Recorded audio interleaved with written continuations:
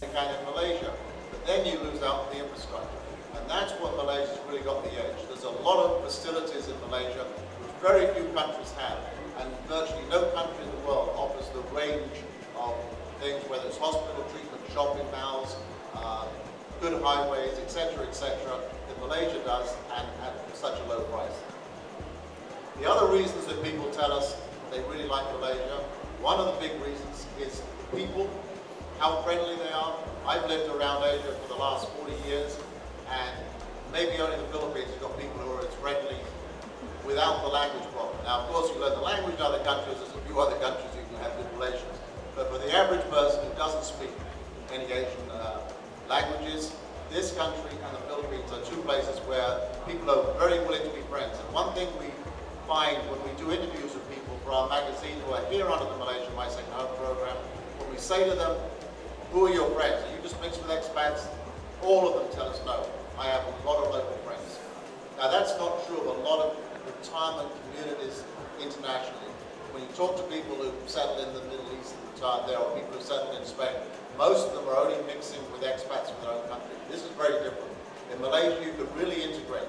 So there aren't many developments where it's exclusively expat. You just buy a house like anybody else, and you mix with Malaysians, and you'll find them to be very good neighbours. And that's another major selling point, I think, of this country. The weather is very high up on what people like. About 4 or 5 years ago, the Economist Intelligence Unit in London did research of where expats like to live. Malaysia came way down the list.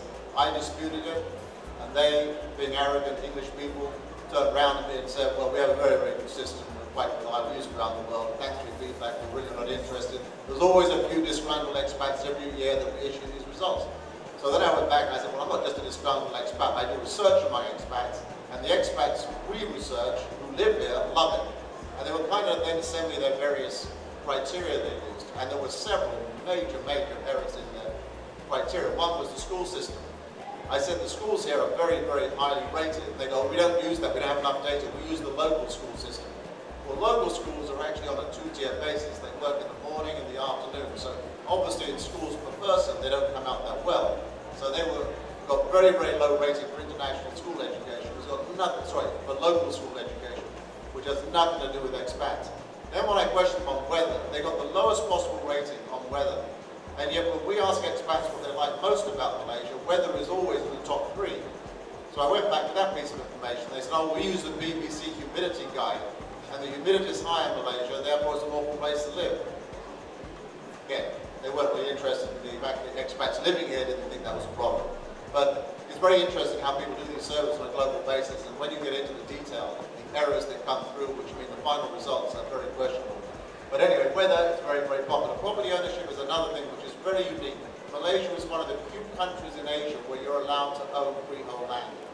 Most places it's leasehold, or you have to put it in a nominee. You can buy condos but not land. Malaysia is the exception. Food here is excellent. You have the advantage of having 3 major racial groups living here, the Indian, Chinese and Malays, all who have superb cuisine. Lots more foreign restaurants around. So that's high on most people's list.